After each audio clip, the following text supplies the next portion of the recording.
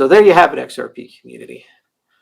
Cardano and XRP are a lot closer these days, and I'm starting to really come around on a lot of the stuff that you guys have been talking about. This one smells the high hell. It does, doesn't it? Are we about to witness the greatest partnership in the history of cryptocurrency as two of the top projects, two of our favorite projects, Cardano and XRP, potentially partnering up? That was Charles Hoskinson in his last AMA talking about the Wyoming stablecoin bill and how not only Cardano, but also Ripple got screwed over. We'll go back to that video. We're going to talk about this potential partnership, what it could mean for XRP and for Cardano. So if you're a holder of XRP and Cardano, you're a fan of the ecosystems, like the video, subscribe to the channel, and let's get started. I want to go to this video from 2023 in October. This is the director of the Wyoming Stablecoin Commission and how he was recommending one chain to launch the stablecoin on. Let's take a listen. I think we should be launching my personal recommendation, and this will be, I will disclose I've built predominantly in the Ethereum ecosystem, but I do think Ethereum is the right choice. The number of daily active wallets on the platform is by far the largest. It is the most compatible. It opens up, being what's called EVM compatible, compatibility with the Ethereum virtual machine would give you compatibility with several other more scalable, more efficient, more cost efficient and speedier blockchains, which we refer to as layer twos. Those include Polygon, Avalanche, Arbitrum, Optimism. Again, the list goes on.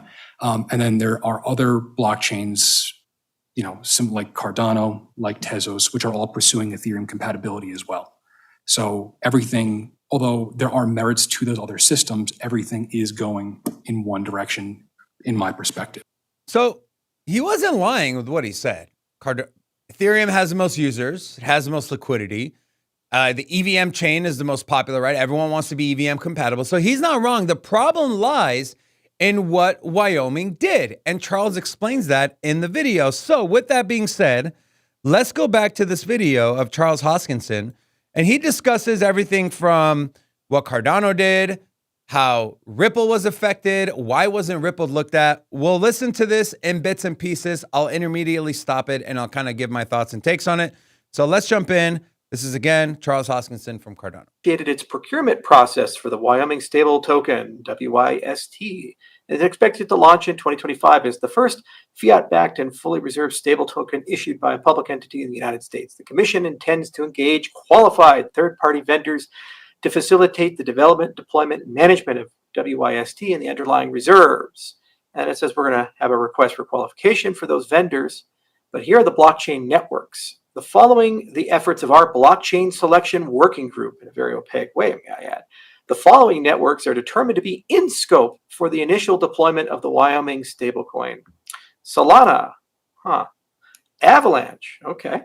Sui, Stellar, and Ethereum, inclusive of the layer 2 networks like Polygon, Arbitrum, Base, and Optimism. So let me get this straight.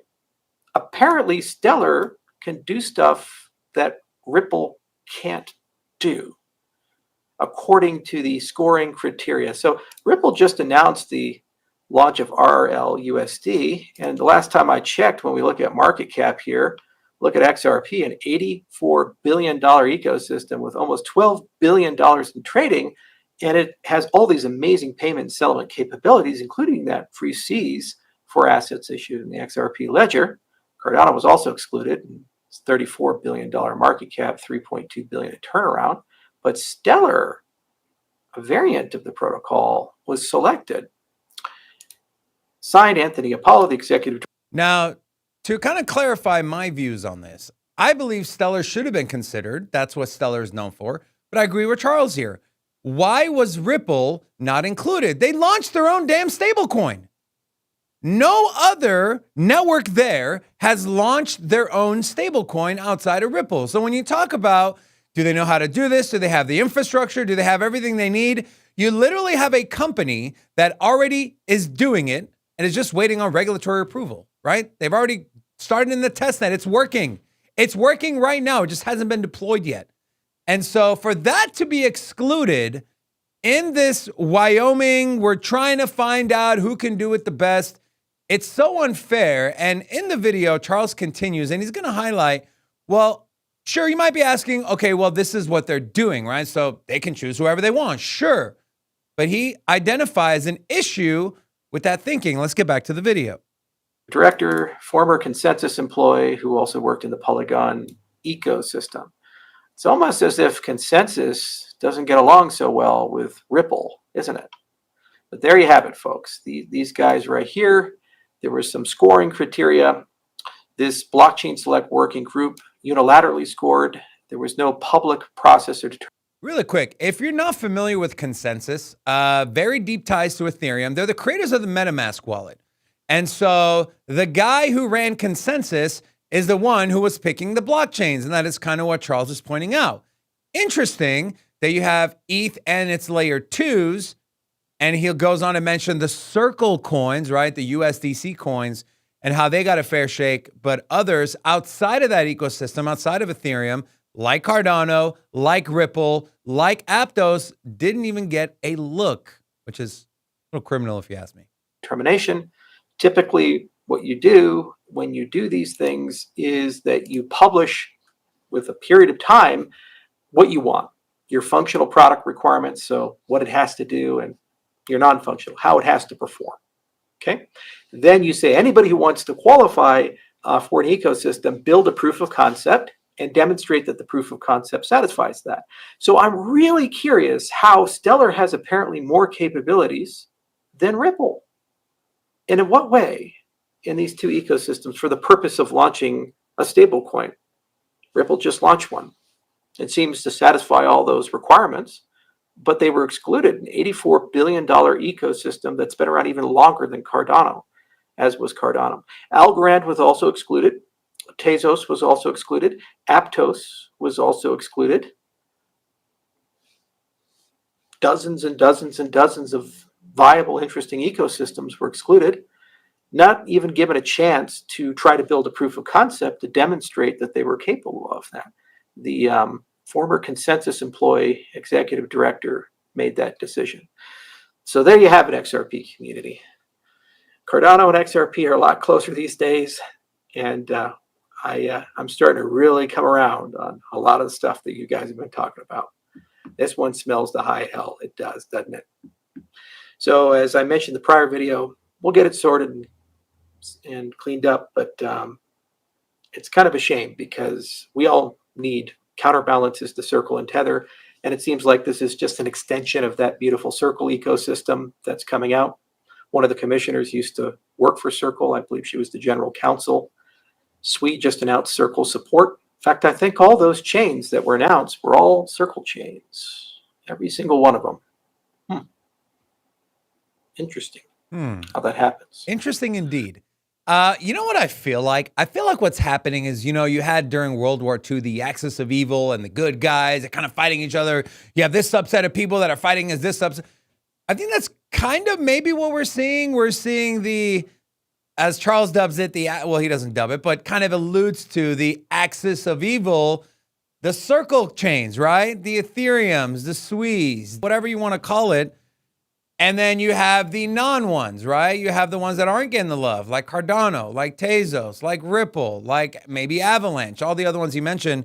So it'll be interesting to see if those projects decide whether A, let's support Ripple and let's get their stablecoin on our network, screw USDC, screw USDT, or they work together to create their own stablecoin. I don't know what that would look like. The first part would make more sense, because A, obviously, Ripple has gone through the process of creating the stablecoin. So it'll be interesting to see.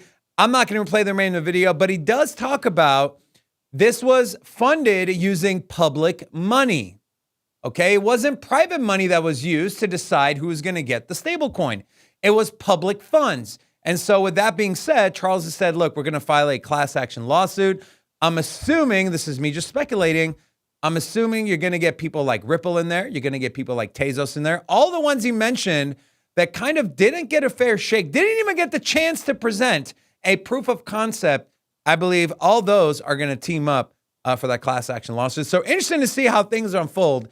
It was just a few short months ago where the XRP and Cardano community were kind of at heads with each other, and that included from the top down. And now we're seeing a more collaborative approach. We love to see it. If you love to see it as well, let me know. Put a 1 in the comment section.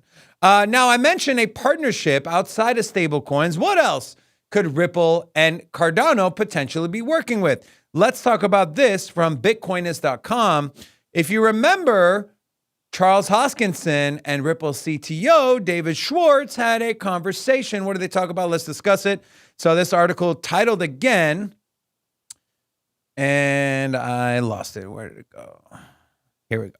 So Cardano founder and Ripple CTO revealed details for a possible partnership. What did they talk about? Adding amazing DeFi components to XRP, while XRP could contribute significant liquidity and a wonderful stablecoin layer to the Cardano ecosystem. So interesting there. Also, if you're part of the Cardano community, you know Midnight is around the corner. The privacy sidechain that's being built by the Cardano Foundation and Intersect. It would be super cool to see if there's a path to get Midnight working with XRP. This was a quote from Charles. So we're meeting with David Schwartz here in a little bit. I've been texting him back and forth. His people are talking to my people. I'll send him over some of our papers as well as a code for Midnight, and we will see. I think it's safe to say that moving forward, we're going to see a lot more collaboration between Ripple and Cardano, which I think is amazing for the entire cryptocurrency space and for both communities as well. There's something Cardano does better than Ripple, and there's something Ripple does better than Cardano. And if we can merge the two and they can leverage each other, I think that's great news. We take a look at where the markets are right now. There's 2 bright spots in the top 10. And you guessed it, my friends. Those are Cardano and Ripple over the last 7 days. The markets are bleeding. ETH is only up 5% on the week. Bitcoin is down on the week. Solana is down on the week. XRP still up almost 24% on the 7-day. Cardano up almost 24% on the 7-day. And then in the top 10, you also have Avalanche. So exciting times are ahead. If you're a Cardano and or XRP holder, a lot to think about, a lot to look forward to, and we're excited to cover it here on this channel. Subscribe to the channel. Also, come check out our live show Monday through Friday at 2 p.m. Eastern Standard Time. See you in the next one.